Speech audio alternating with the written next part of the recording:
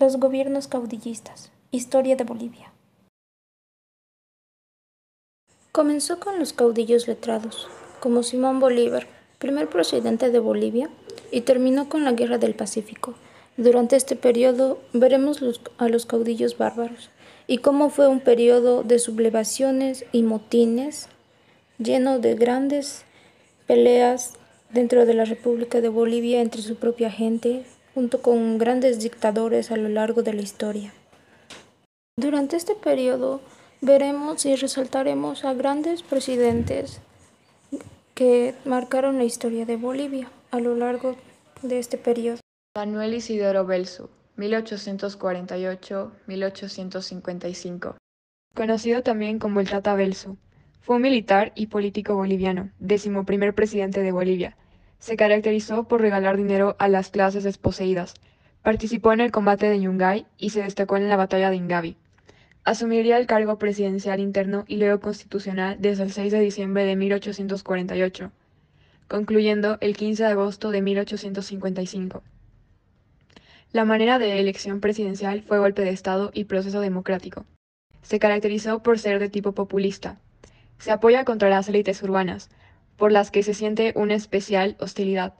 Falleció el 23 de marzo a manos de Mariano Melgarejo. Entre sus actos administrativos podemos destacar que fue el primer caudillo de masas con su frase: "Con los cholos de mi pueblo haré la felicidad de Bolivia". También se realizó el primer censo nacional de la población en 1855. Belzu llamó a elecciones y el candidato oficial fue su yerno, a quien entregó su mando. Fue la primera transición legal del país. Jorge Córdoba, 1855-1857. Fue un militar y político boliviano. 12º presidente de Bolivia desde el 15 de agosto de 1855 hasta la caída que tuvo el 9 de septiembre de 1857.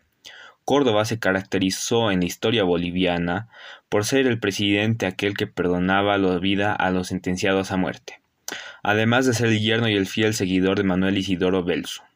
Tras su salida de la presidencia, su sucesor fue José María Linares. Nació el 23 de abril de 1822 y falleció el 23 de octubre de 1861, con 39 años de edad. José María Linares, 1857-1861.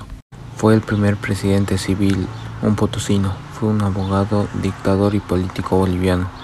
13º presidente de Bolivia desde el 9 de septiembre de 1857 hasta su caída del 14 de enero de 1861.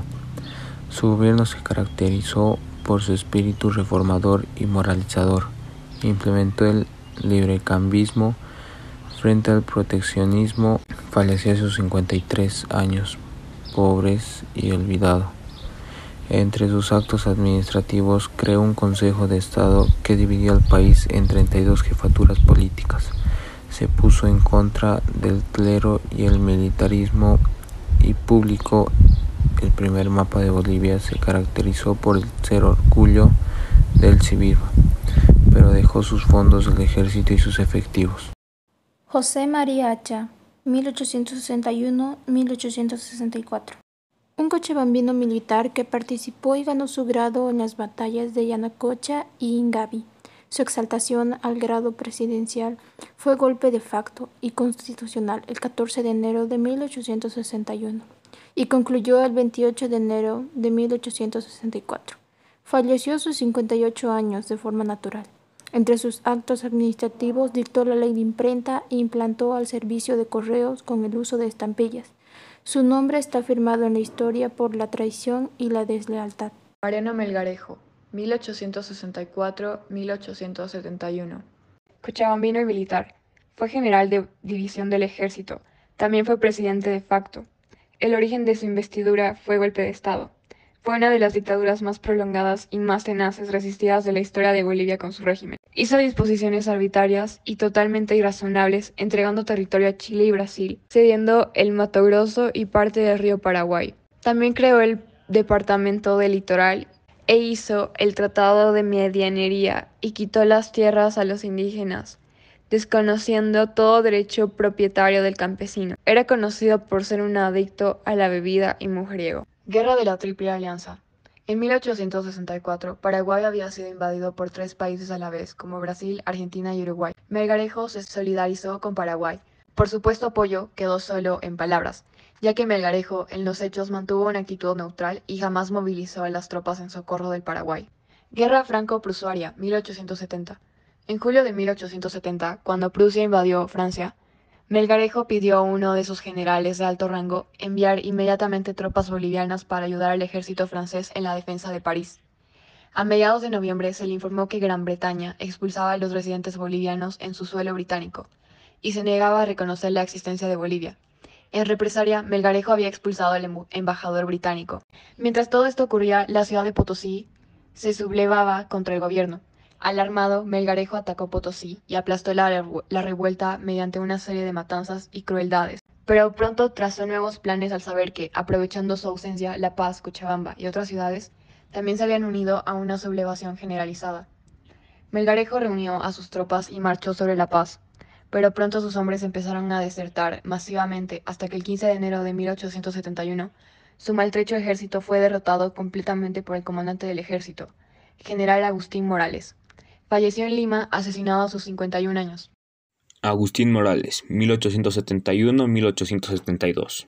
Fue boliviano de la ciudad de La Paz, militar que fue partícipe en las batallas de Yanacocha, Uchumayu y Socabaya.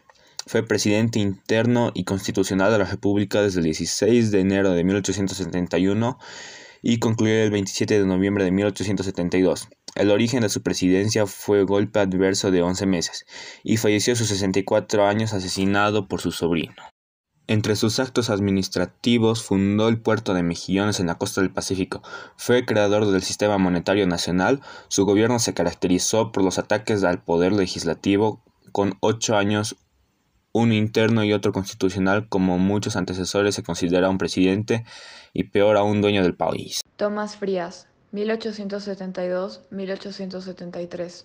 Un abogado de profesión, demostró su amor a la patria con actos de austeridad, legalidad y decencia durante sus periodos de dirección del país.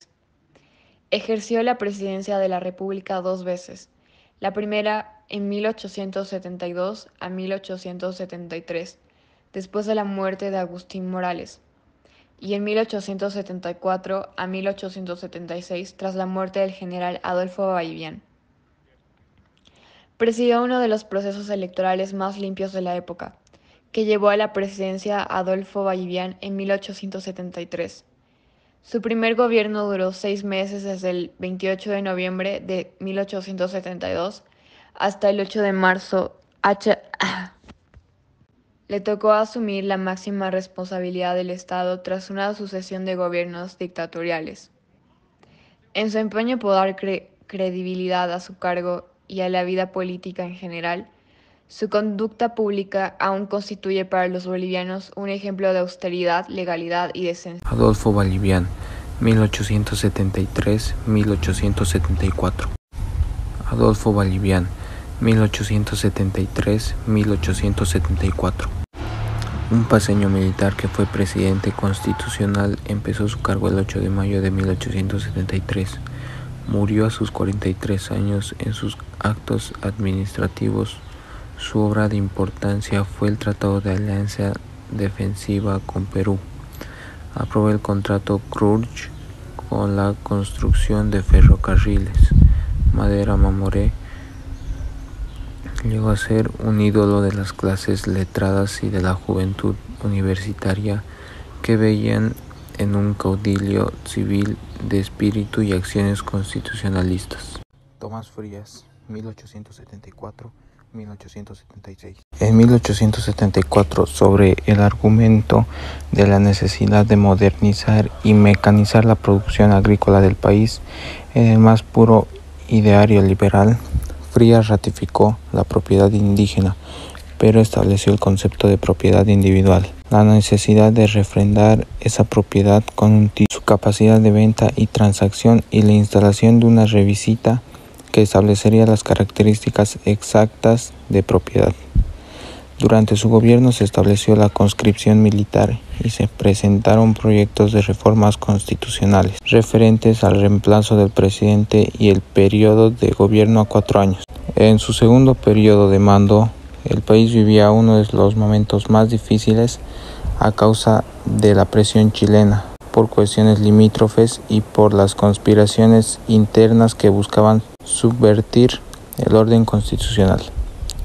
Frías no tuvo más remedio que dirimir una cruenta lucha debido a las oposiciones de varias provincias a su decreto sobre la administración de las rentas municipales, sofocando diversas sublevaciones y 2 motines. Cuando se preparaban las elecciones para 1876, el general Hilarión Daza, que había sido protegido de Frías, desencadenó un golpe de estado y se hizo del poder. Frías dejó el mando sin oponer resistencia alguna. Hilarión Daza, 1876-1879.